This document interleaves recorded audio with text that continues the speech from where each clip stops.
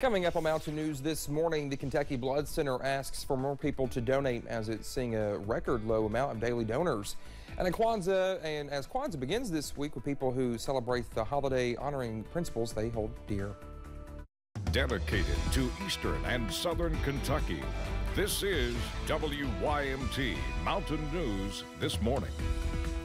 It's Tuesday and it's 5:32 here. I'm Dakota Makris. I hope you all are having a good, start to the week. It's only Tuesday. Let's head over to Brandon for a look at our forecast. And Brandon, some good news for the folks this morning. It's going to be warming up and we are jazzed about that. Heating up as we head deeper into the day. Again, above freezing today, and then the sky is the limit as we head toward the final days of 2022. Can you believe that?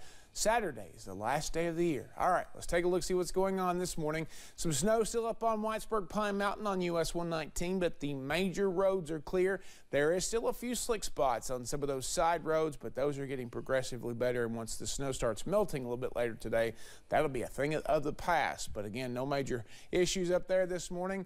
You'll see again, lots of sensors out. This is an airport issue. This is not a weather service issue. This is an individual airport issue, okay? So just, I know a lot of you have been asking, what about Pikeville, what about Harlan, what about Middlesboro? Call your airport.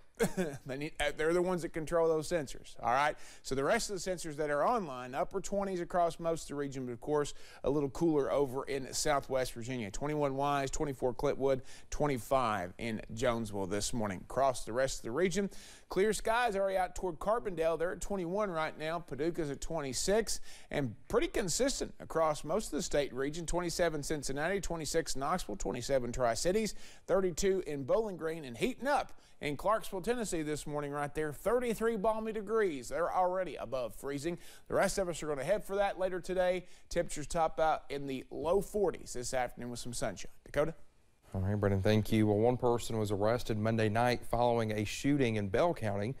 24-year-old Shane Douglas was arrested after multiple police agencies responded to a complaint of gunfire on US 119 in Pineville near Pine Mountain Storage.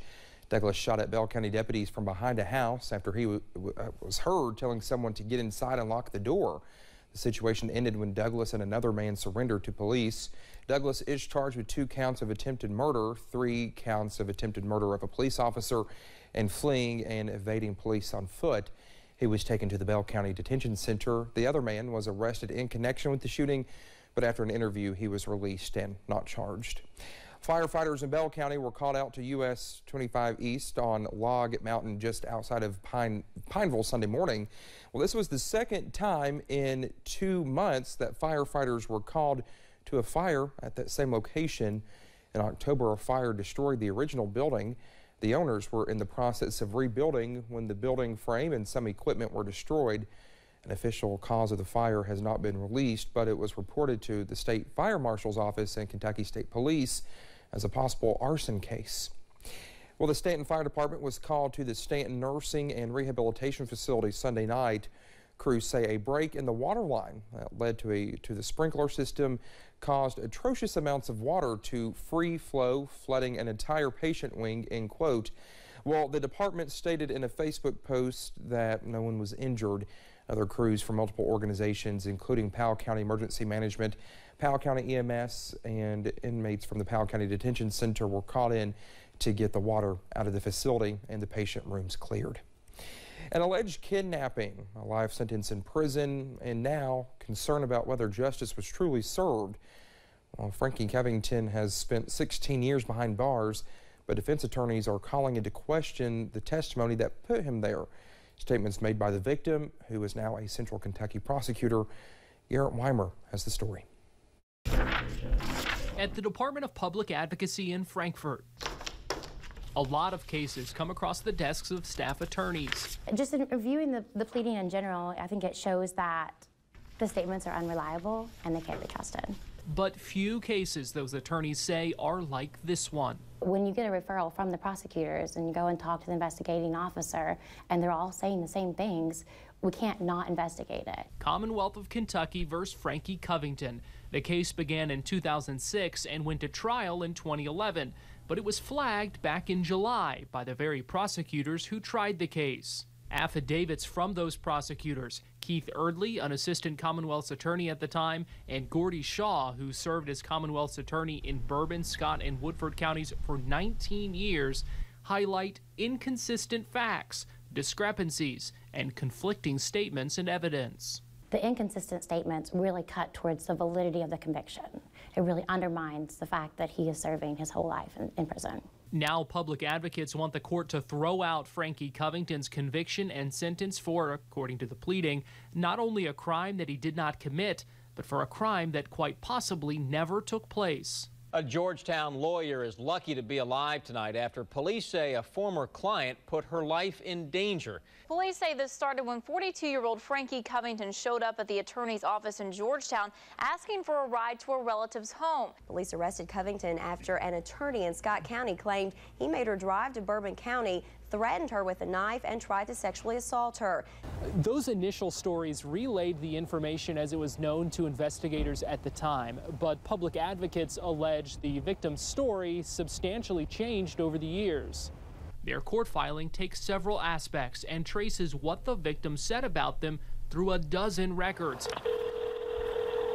including the 911 call, 911, where is your emergency? multiple statements, plus a radio interview, podcast, website, public library event, and a book published in 2019. Kidnapped by a Client, written by Sharon R. Muse, bills itself as an incredible true story. It does change the name of Frankie Covington to Larry Morrison because, Muse writes, I choose not to give him further notoriety. It was after reading Muse's book the case's prosecutors called the Department of Public Advocacy, expressing concern that the injuries she described in her book were inconsistent with testimony and evidence presented during the trial. Sharon Muse, now Muse Johnson, is currently the Commonwealth's attorney herself for the 14th Judicial Circuit. She defeated Keith Erdley in a 2018 election. In a statement, Muse Johnson's attorney said she will not comment on the legal filing itself, but blames, quote, these attacks against her on a political agenda. That statement goes on to say, Miss Muse Johnson's book was published in 2019. If there was any validity to the issues her former opponent seeks to raise, he would have raised them years ago. Her former opponent recently attempted to make claims about the book to the Kentucky Bar Association, and the bar found he failed to even state an ethical violation. All crime victims deserve justice. Attacking victims like Miss Muse Johnson deters all crime victims from having the courage to share their stories. But after the Department of Public Advocacy traced that story over the years, our criminal justice system should work, and we should be able to have faith that the checks and balances are working. Post-conviction attorneys concluded the testimony she provided in the trial, quote, was not just embellished or exaggerated, but was untruthful. It's left Frankie Covington with little faith in the future. Someone asked me if my client was hopeful, and I'm like, that's a great question, but I think at this point we have lost hope in the criminal justice system, and I think that's a very sad point for us to be at, and I really hope that we can move forward from here and that we can fix this for Mr. Covington. If the goal of each case that moves through the courts is justice, there are now new questions about what exactly that may look like here, and it could take even longer to find out the answer. In Frankfort, Garrett Weimer, WKYT. Well, this is not the first time that Muse Johnson has been under scrutiny. The Attorney General's office launched an investigation in February into whether her office impelled too many grand jurors, forcing them to start the process over in some cases. There were also questions about whether her husband should have been on the ballot this fall. Rob Johnson ran for circuit judge in the same area she serves as prosecutor. He lost. Johnson is the judge who originally heard the Covington case. Well, the Kentucky Blood Center is desperately seeking blood donations due to a recent spike in illnesses and inclement weather. The nonprofit says it's significantly below average for collections this month. It needs about 400 donors a day to keep hospitals stocked with a steady supply. As of late, it has only had about 240 daily donors. Normally, we get a little surge of donors right before the holiday, and the weather last week just crushed that. We saw about 33% of what we were hoping to see Friday and Saturday, so that we don't collect on Christmas Day, and here we are the morning after Christmas, and we're critically low on blood. The KBC is giving movie passes to donors. Here at WYMT, we'll be hosting a blood drive in partnership with the Kentucky Blood Center from 3 to 7 p.m. on January 6th. The Kentucky Department of Fish and Wildlife Resources is asking people to donate natural Christmas trees for its Christmas for the Fishes tree recycling program. Kentucky Fish and Wildlife is accepting evergreen trees at more than 30 drop-off locations across the state now through January 15th. Officials say the donated trees will be anchored to the environment-friendly weights and submerged to various depths in different lakes and reservoirs across Kentucky. Officials say the trees will provide places for fish to feed and shelter and reproduce. For more information, you can go to the Kentucky Department of Fish and Wildlife Resources website. Well, Monday marked the beginning of Kwanzaa, and it's a 7-day celebration of African culture. It's observed every year from December 26th to January 1st. Unlike many winter events, this one isn't tied to any single religion. It's meant to include people of all religions. So if you observe Christmas or Hanukkah, you can also celebrate Kwanzaa. It's shaped by traditions and values from all around the continent of Africa. Each of the 7 days of Kwanzaa is associated with one of 7 specific principles: unity, self-determination, collective work and responsibility, cooperative economics, purpose, creativity, and faith. We're just ahead this morning. A fluffy fan at an NBA game catches the eye of the announcers and Pokemon fans alike. How cute was that? We're entering a dry stretch of weather for the next few days, and we could see some very mild air as we head toward the end of 2022. I'll have the latest forecast in about 3 minutes.